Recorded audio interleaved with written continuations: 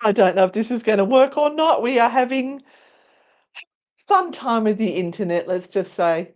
Welcome to True Hauntings, the Untold Stories. My name is Anne Rakovich, and with me is Renata Daniel. And tonight we have got a cracker of a story for you. We do. So on this particular Thursday night, we like to do a story that is not quite big enough for the True Hauntings podcast, but will cover you, for a little bit of a short story.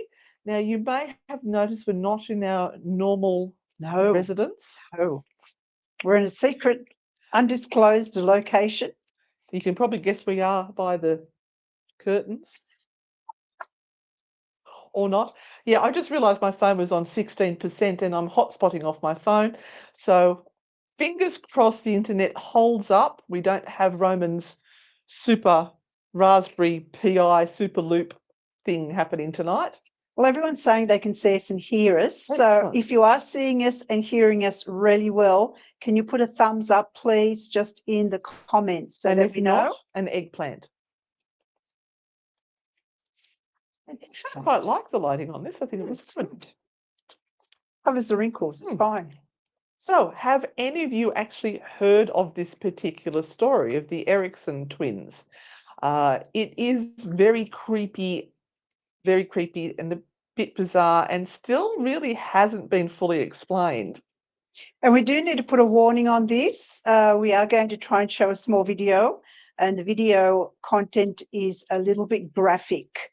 So just a warning that there are quite a few things in this particular episode that are slightly stomach churning. So just be aware. Captain Chaos, are you our very first member on Subscribe Plus? Oh my God, thank you so much. Yes, we have set up Subscribe Plus. So it's over there. We've only just started uploading a few videos and things, but when we do workshops and presentations, we'll put some of our notes and stories up there for you guys to see as well. But our grand poobahs don't need to do that because I've got to work out how to add them because they're already subscribed, so to speak. So yeah, all right. Shall we get on with the story? Now I'm loving looking at the responses. I'm so excited that we've got our very, very first ever. Yay, Captain Chaos. Oh, well, look. Are you in Australia? Who better? Who better than Captain Chaos to be our first? All right. So, all right. Are you kicking off? We do have notes because normally I would try to do this with a double screen and that tonight we've got notes. Because we're in an undisclosed location. Doing some secret squirrel stuff. Secret squirrel. And Barb and Lisa know all about the squirrels. Yes, so we've got our notes. Now, I know this story because I remember seeing it for the very first time on YouTube, on a YouTube channel many, many years ago, and I was absolutely horrified at what was going on. So I hope this is interesting. We are going to ask some questions, so this is an interactive episode tonight. Absolutely. And so we will be asking you questions about what you think about this. So go right ahead. All right. Well, you're actually going to kick off with your notes. Yep. I'm Renata. Hi, I'm Anne. Organised as always. Okay, so imagine it's a Thursday night. Oh, it is a Thursday night. Going so well. Oh no. Chaos. Captain Chaos. You are our spirit animal, our mascot. Oh, okay. We'll start again. It's Thursday night. Yes. And we're unraveling a case that's pure X-Files insanity, and it's about the Eriksson twins, Ursula and Sabina. Now, they are two sisters that are caught in a storm of chaos that screams shared madness or demonic possession. Ooh. We're going to leave that up to you in questions later on. Now, there are suicide attempts. I can't say that word on YouTube. What? The S word. The Unaliving. unaliving attempts on a roaring highway. There's superhuman strength and a brutal murder. So drop your thoughts in the live chat and we'll be reading them, or you'll be actually seeing them as we go through this. All right, so imagine this. It is May 2008. I was only about 10 at the time. England's M6 motorway. Now, we have some of our beautiful English people on here. Is it a very busy motorway? Please let us know. So the M6, cars screaming by at 60 miles an hour. We have driven on the M6. We have. Now, we have two women, identical twins, who all of a sudden just jump a railing, sprint into traffic, throwing themselves at speeding vehicles. One's crushed under a lorry and survives. The other is tossed over the hood of a car and gets up and then fights the cops like she's possessed. Now, 7 million saw the BBC footage. What we're asking tonight is this insanity, or were they puppets of a dark force? But we've got eyewitness accounts and we've got possession theories. So share this with us as we're going. Kate knows what it is. She said, yes, very busy. Shane has seen it and said it was a crazy story. We will be showing some of the footage. Yeah, poor twins born in misunderstood 1967. Yes. So Ursula and Sabina Eriksson are the twins that we're talking about, and they're born in Sweden in 1967. And they lived normal lives, but as time went on, Ursula went to the US to live, and Sabina went with her family to Ireland. Or stayed in Ireland. They were born in Ireland. No, they were born in Sweden. Born in Sweden. There you go. But in 2008, something. It's so well prepared. Shut up. Had a little bit of a drive today. A little bit feral. Was it their minds, or did a demon hijack their twin bond? So we're going to share some spooky first-hand stories and then check the chat to see what you think. Was it psychosis or was it possession? Let's get started. All right, so we are going back to May 16th, 2008. At this stage, we've got Sabina in Ireland living with her partner. She has children. And we've got Ursula, who is living in the United States. Now, the twins used to visit each other all the time. Ursula was known for flying over to visit Sabina.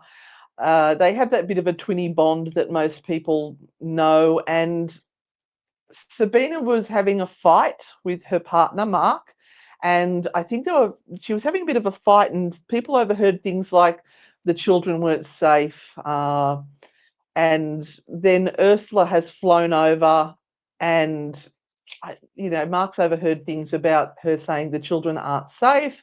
So all of a sudden the sisters disappear together. They leave the house. So they don't tell the family what's going on. Nobody knows. They've just disappeared. Hubby wakes up in the morning and neither of them are there. So then, of course, he's ringing around, family, friends, trying to find out. Cough into that microphone right there. My green tea went down the wrong hole. Wrong hole. It's always a problem, isn't it? Yeah, so they then find the sisters, have made their way over from Ireland to England in Liverpool. Now, they think they caught a ferry over there. They're not even really sure how they got over there, but they're acting like they are running from a nightmare. So this is now the next day, May 17th, and they hit Liverpool, showing up at a police station, and they're all jittery. And now a policeman says about what he saw, that they were whispering to each other, their eyes were darting around as if they're seeing things that nobody else is seeing, and they're ranting about the fact that Sabina's kids are being hunted. Now, Liverpool police ring Dublin, and find out that there's nothing wrong, nothing's going on. So the twins then decide to board a bus to London, and they've got some bags with them that they are clutching very, very Clutching their close. purse and their pearls. And it's like they're hiding something in the bags. The driver eventually has to stop, and because he's getting complaints from the other people on the bus that these two twins are acting really weirdly. And Yeah, they stop for a break or something, I yeah. think, and then he puts them off the bus. Yeah, he puts them off the bus because people are complaining, and he tries to look at their luggage and they won't let him look at the luggage. So he takes everything out and he leaves them at this stop. And they then go into the services that are there at that stop into the shop. Now, it's Peel services on M6. Yeah, and they were saying, the bus driver was saying that their eyes weren't right. They were sort of staring, but it was not, it was sort of wrong. He just didn't feel safe. He didn't feel safe for the people on the bus, which is why he chose to put them off. So at this stage, yes, they're at the service station at Keele. Somebody can fix me on that one. Just going to touching their sacks. The service station manager now calls the police. He said the women were muttering and staring into nothing, like they saw something that we couldn't see. Now, the officers did arrive, they talked to them, but they thought they were just odd, and then they leave. I think that was a mistake. Now, you'd think, what's going on at this stage, guys? What do you think is happening? Oh, we've got a message on the phone. Then the twins now walk out of the service station straight onto the M6 Central Reservation. Now, that is the divider between the two road traffic directions. So you've got one going into town, the other going out of town. So it's that, what do you call it, median? Yeah, like a median strip. Yeah, so they're over there.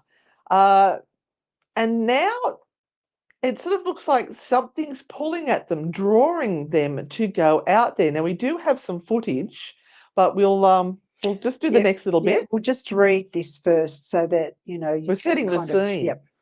So now the motorway madness starts, and it is pure horror. It's 1:30 p.m. and the twins are on the highway's edge.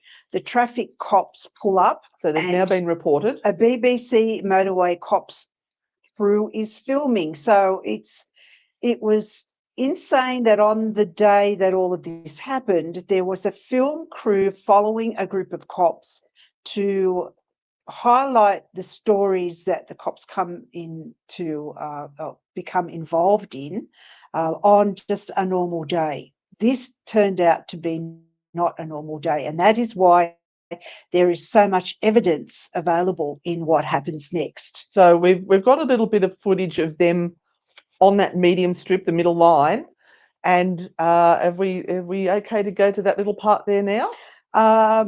Yeah. So it just happened. What we'll do is we'll go back over this once you've seen it. Yeah. So you'd think maybe it was set up because the BBC was there filming. No, they were just doing, I don't know if you've seen Cops, they have different programs where they follow police and law enforcement around. I watch all the ambulance shows. I love them. But this one was Motorway Cops, and I've watched that show. That's great. So I'm just going to pop that to the stage, and hopefully you can all see that there. We're going to go picture in picture, and just be warned, this is pretty graphic.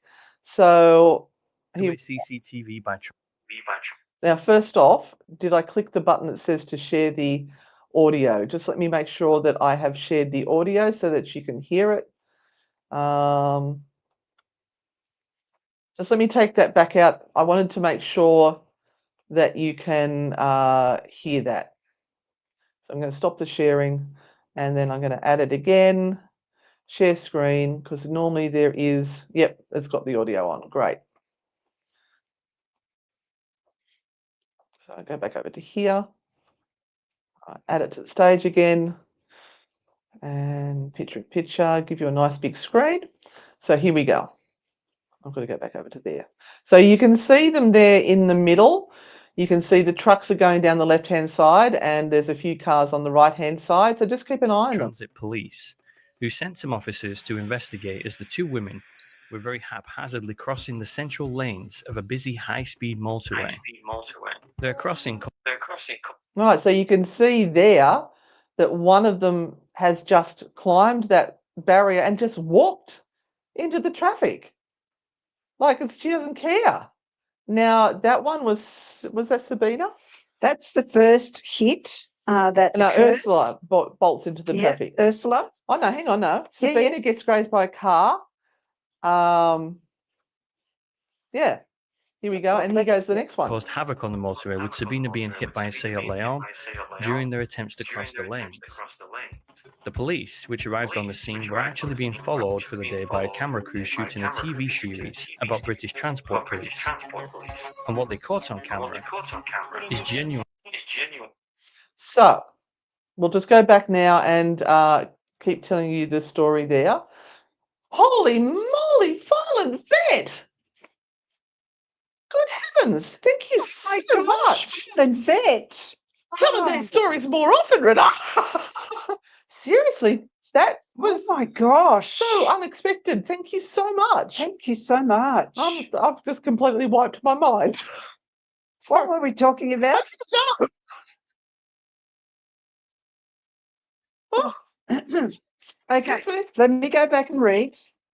So I think it's 11, me, isn't it? Yeah, I'll just go through the first video again. It's 1:30 p.m. The twins are on the highway edge. Traffic cops pull up and a BBC motorway cops crew is filming them. Sabina gets grazed by a car, minor scrapes, and then it explodes. Right. Ursula bolts into the traffic right at a 56-mile-an-hour Mercedes. Oh, no, this is the next one. This is the next part. So we've seen the first part of them jumping the median strip. Now, we have to warn you, this is insane. The cops are standing there talking to the girls, and somebody's trying to explain to the other ones what happened to the cops that are there. So you see the police standing together in a huddle talking, and then behind them there is a cop that is standing with one of the twins. And then she does something which just does not make any sense at all. So you can see the traffic cop talking to that lady in the red there, in the red jacket. I'm just going to take it back a little tiny bit. On the scene were actually being followed for the day by a camera crew shooting a TV series about British transport police. And what they caught on camera is genuinely some of the most shocking footage I'd ever seen.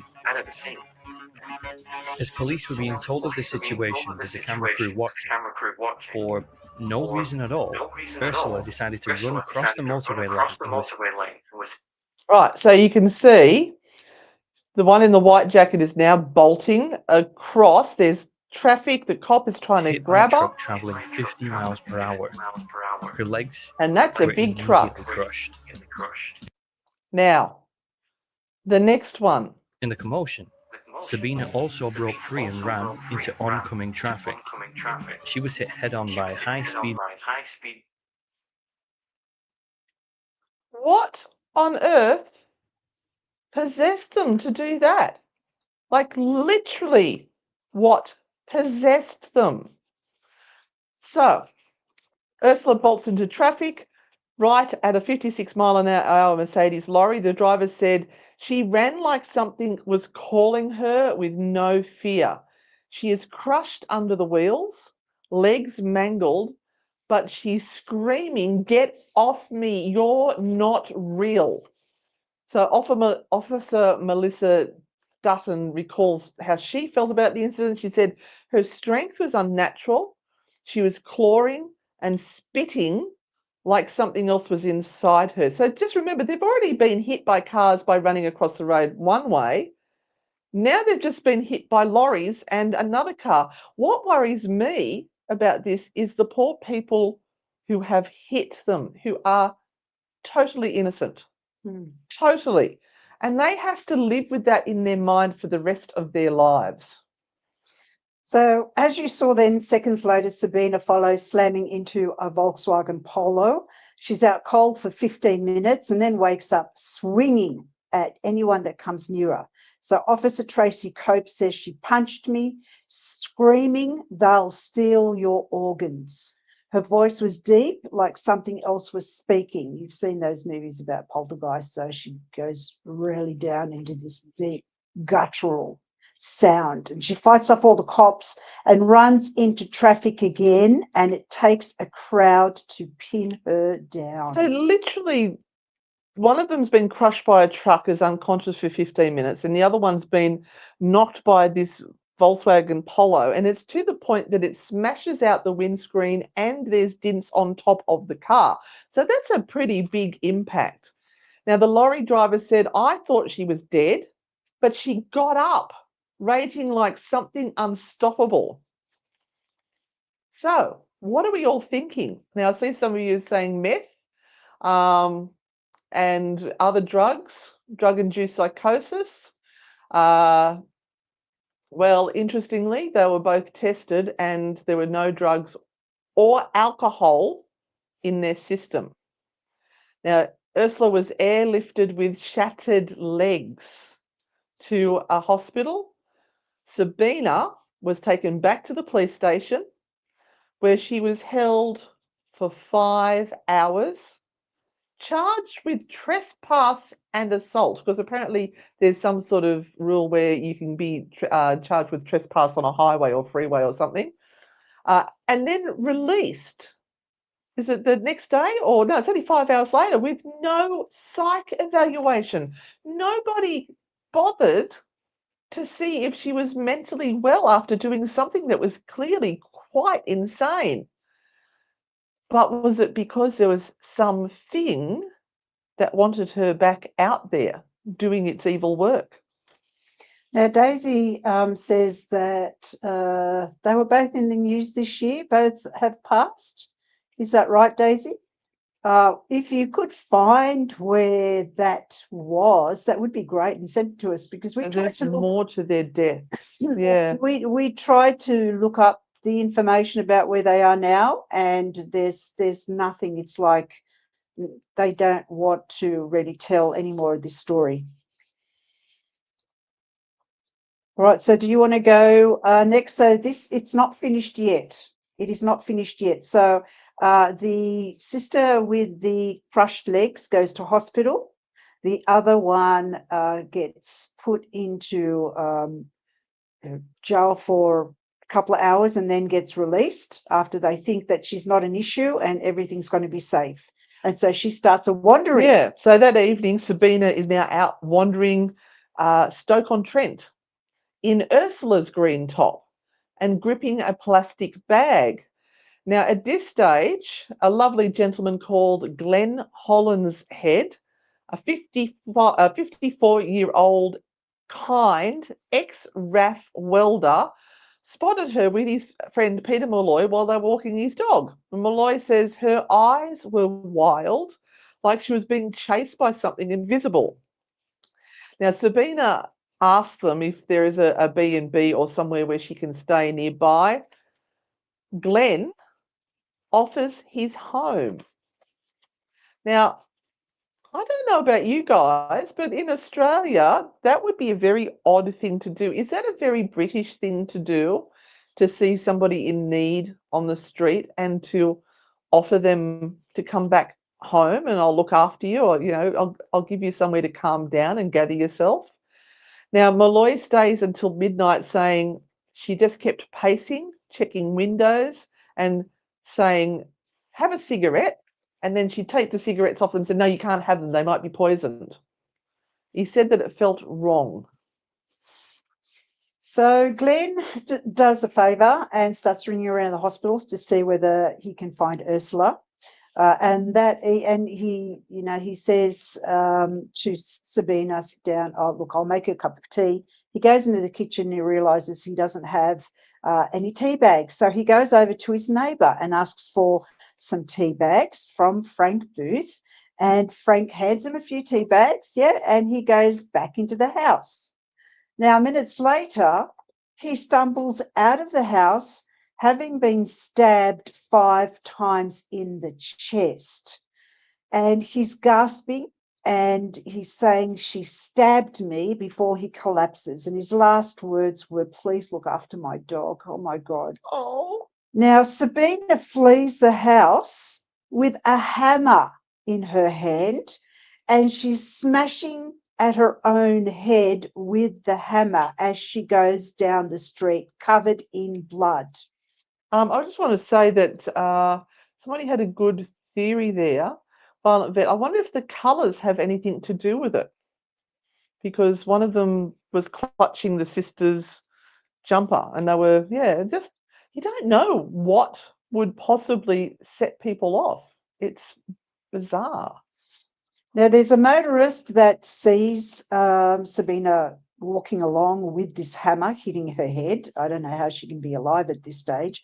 And so he tries to stop her, and he gets out of the car and he gets close to her, and she pulls out a broken roof tile that she's had in her pocket, and she hits him over the head with it. And of course, he stops at that point in time. And then she goes a little bit further. So she tries not to be caught. She goes a little bit further. And here's the next weirdest thing that happens. She jumps off a bridge onto the A50, but it's a 40-foot drop. It's a 40-foot drop straight onto concrete. And at that point, she breaks her ankles and her skull, although it's probably already smashed up, and she survives this. Now, we have another theory here from Joanne. Okay, going to go out on a limb, but UTI seriously can muck with your brain and cause paranoia. I've seen this happen to someone I know. Are you talking about me? Oh, wow, Joanne. Yeah, they can muck you around, particularly if, and a lot of the British shows I've been watching, they talk about sepsis a lot, when the body goes into toxic shock, and you do start to hallucinate. When you are so unwell, you do start to hallucinate. Hello, Cara, how are you? All right. So at that stage, she is arrested and is taken to hospital. Now, when Sabina is asked what the hell is going on, she just kept saying, "No comment, no comment, no comment." She was then charged with manslaughter, but she went to trial in 2009 and she was given manslaughter with diminished responsibility with 5 years imprisonment to be out on parole in 2011. Ursula recovers and returns to the US. There is no motive and there are still no answers. So here's another question for you. This beautiful bloke, Glenn, offered Sabina somewhere to be, not out on the street, tried to make her a cup of tea. Why do you think she turned on him? Yeah. Why? What would be the reasoning? Other than, again, she was thinking that he was going to poison her with a cup of tea. Remember, they are in a state of paranoia. So what do you think? Is there trauma there with men, maybe? I don't know. She's been fighting with a husband.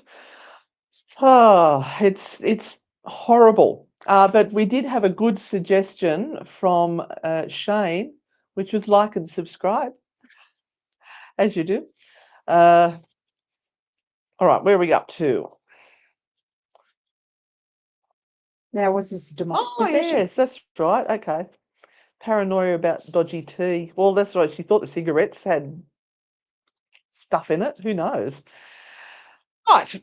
Was this demonic possession? So we've got the strength, we've got the organs being stolen, surviving impossible injuries that would knock most people down and they wouldn't get back up, particularly with crushed legs and things like that. But it is like it's right out of a horror movie. It's almost like it's a script for a horror movie. Sorry, I just realised that was still on there. So Reddit because we always go to Reddit. They say one entity might have hijacked both twins, splitting their minds. A 2010 book, A Madness Shed by Two, claims cops hid footage of them screaming about their demons. Their brother told a Swedish paper they were fleeing maniacs, maybe spiritual ones, don't know. Officer Dutton said their eyes glowed like they weren't human. A paramedic added Sabina's voice was guttural, not like hers, but like he was speaking through her. Now, What's the know first that- thing you should do? yeah, yeah. I know that this would probably be a weird thing to do, but they do talk about the fact that there were no exorcisms, there were no deliverances tried at any time, at least not on record. So I'm wondering if any new evidence has come up with regard to this to say that there might have been. The cops and the doctors focused on injuries and charges, not spirits. Now, why? Religion often fails in these cases, and let's talk about a few here. There's Annalise McKell, 1976 to 1970. Oh, sorry, 1976. She had 70 Catholic exorcisms. Yeah, that was a lot. And she starved to death. And there's another one in 2021 in the San Jose case where a toddler died during a family's botched exorcism. And if a demon had the twins, would prayers and holy water have worked at this particular stage? Unless they were caught and put somewhere very, very safe in some mental institution, I don't know. History, though, normally says no, even though the church would like to make you think that exorcisms work. In most of the cases with the true hauntings. Yeah, they don't. Yeah. Right. So we also have Clara Germana Seeley. How did we say that her name? 1906, was supposed to be levitating, growling, but her exorcism failed her as well. Maybe the twins bond made a perfect vessel for the demonic possession. There was a live. Oh no, that was me. If you were there, would you have called for a priest for an exorcism or a doctor for a psych ward? What do you think? I know what I think I would do. Yeah. I would like some sort of psychiatry. There were no interventions, and that's the weird thing about this, unless it's not mentioned in all of the YouTube videos and all of the research that there is. There seems to be no psychological evaluation made. They are just treating the things that have happened. So the injuries. Hugh Jackman. They're kind of thinking that maybe there was a psychosis. Okay, treat it. Was it a one-off? Could it possibly happen again? They're allowing these people to go back out onto the street. What is there to stop them from meeting after they're, well again, and for the same thing to happen again? It's really, really odd.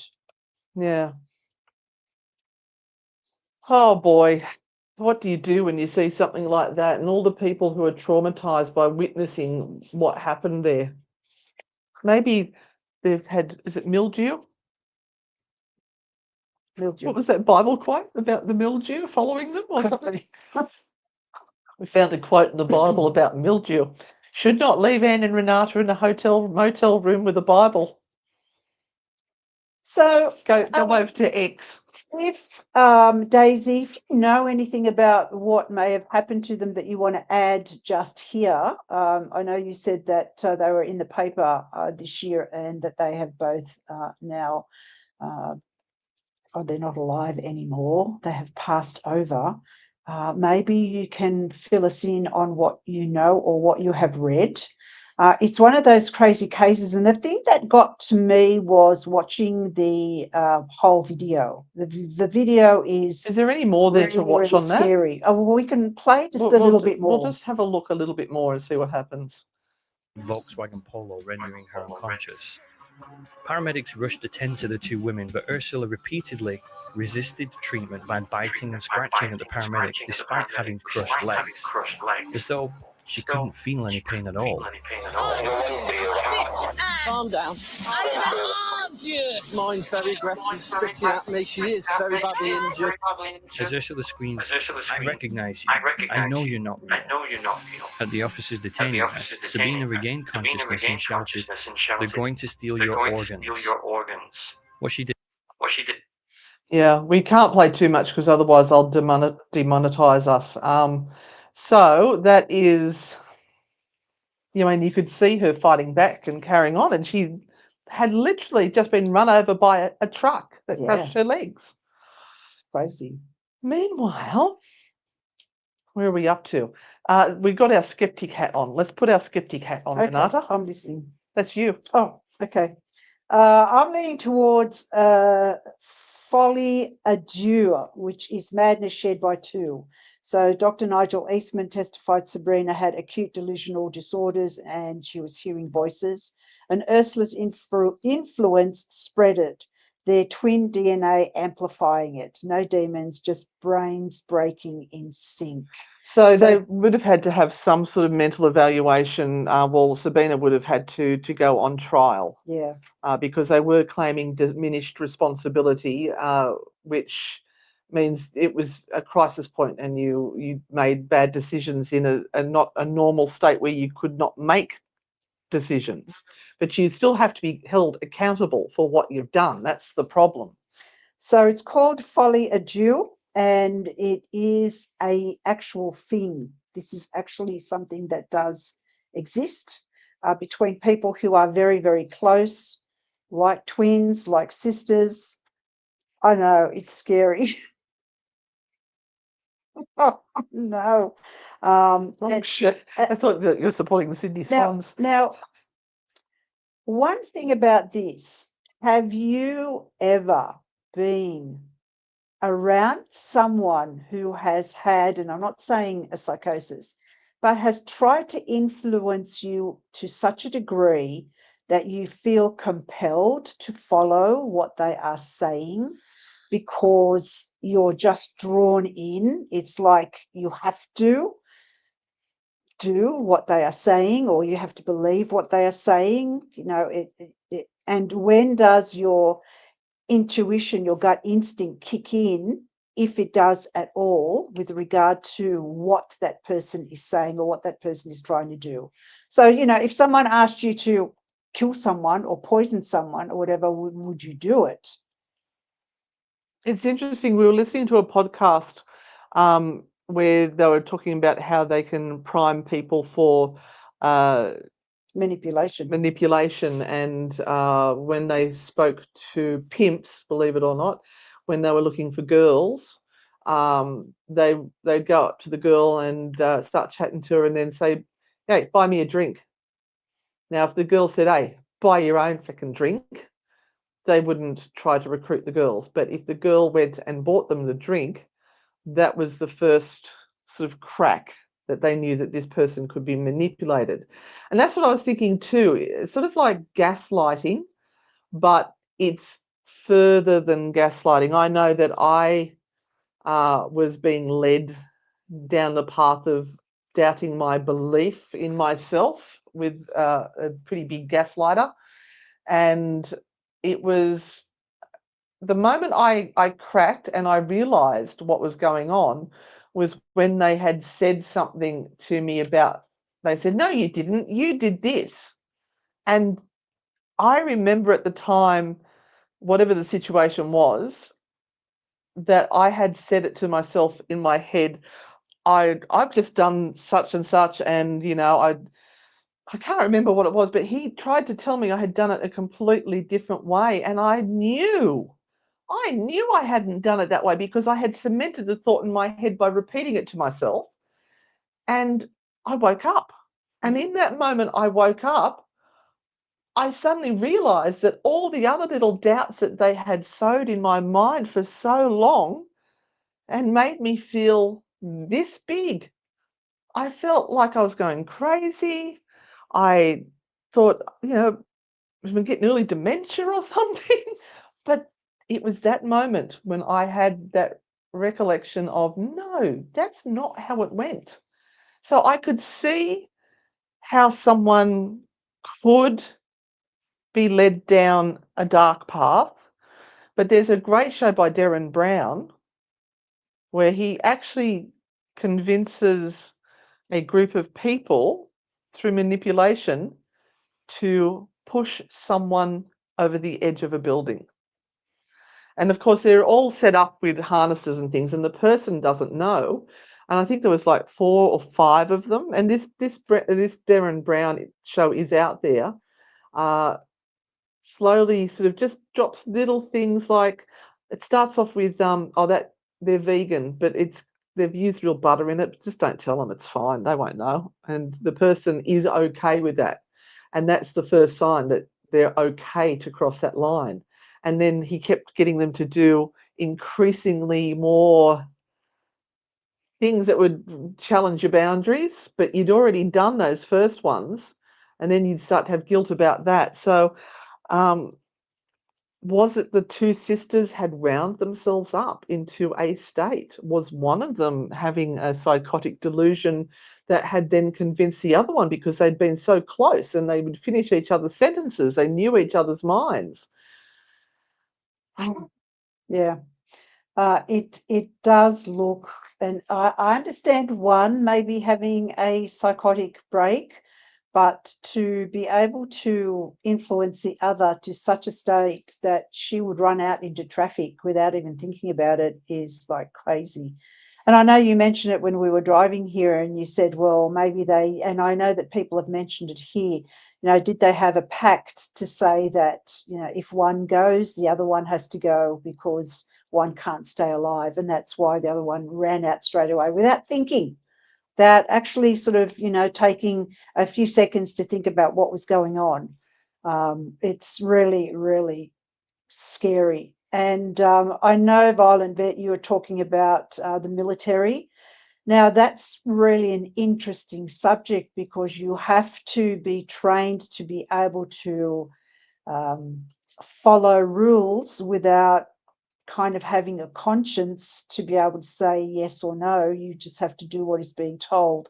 And there are circumstances where you would probably be very much crossing a line in your own mind about what you think is right and wrong to do. So it's the manipulation there, or the training, let's call it training and not manipulation, the training to teach yourself to act and not question must be extraordinary.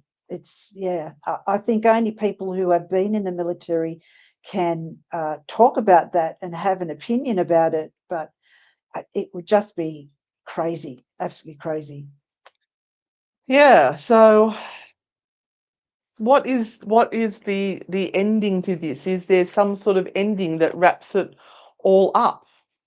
Not really. No, well, we know that the sisters went off to their particular families, and then it all went very, very quiet, and really no one said very much about anything. We weren't able to pick up any stories beyond that. Daisy does say, and somebody else mentioned that there's a BBC Yeah, Kate, I think it was. thing that is coming on with regard to it. Keep your eyes out for it, because we would love to all listen to that, and maybe that would be a great sort of live follow up to do, or we all listen to what happened to these sisters. Yeah, so I mean, there are a lot of things there. There is the demonic screaming that was coming from the injuries. Is it a mind cult, as maybe Lisa suggested? Is it a glitch in the Matrix? Don't know, but Ursula went back to US, Sabina went to Sweden, and they sort of went quiet. Yeah, but somebody knows the answer. And maybe the thing about it too is that they needed to be apart to be sane. The Maybe. moment they got together, they just acted upon each other. And, there's no story from the family. Let's Like, see. this kind of didn't happen overnight. What would the story from the family be? Did these girls act out prior to this in some way? Were they really naughty at school? Sounds Was like there they've something been else? families sort of shut down and been very quiet about it all. But what about, Sabina's partner? What about the children? What about the family of the man that was murdered? What happens to them? They live Yeah. with this forever. Hi, And, Philip. and you can't really. I mean, it's a terrible thing that happened, but I kind of don't get the sense that it was something that was planned out and, thought out, we're going to go out and we're going to kill people. No, it seems like it was an in the moment thing. Yeah. Where something has happened and they've had a breakdown. Yeah. Whether it's both of them at the same time or one being egged on by the other, don't know. But that was our True Hauntings, the Untold Story. Do you like this sort of content? Have you enjoyed this tonight? A bit of a discussion on what it could be and what it may not be. I'm just going to turn that off so that we don't drain the... Oh, yeah, what happened to the Raffy's dog? I'm sure they were well taken care of. I wouldn't be surprised if the mate took the dog, but Yeah. the last words being, look after my dog. That'd be something I would do. know. Oh, look after my grandkids and the cats and the dogs and my husband. Love you, Roman. He's home alone. We've run away. Oh, and he'll survive. We're back tomorrow. Oh, thank you. So they have enjoyed that. Fairy Dragon says Stash, very intriguing. Shane, yes, yes. So in our True Hauntings podcast, and by the way, there is a new episode out tomorrow. It is which one is it? The Forbidden City. We're going to China. We're going to China for the Forbidden City. So that's out in the morning at 9:00. And we do try and give you a polished podcast. So Anne spends hours going through and getting rid of all the ums and ahs and so and now and all of those things that we continually do whilst we're recording. And so that's slightly, a lot more polished than this. This is kind of really off the cuff. So whatever happens, like right at the very beginning. I had a bit of fun with the soundscape on this one too. I put a few more extra sounds. Watch out, Lisa. I know I scared you last time I did that. So she heard children laughing and she sort of went,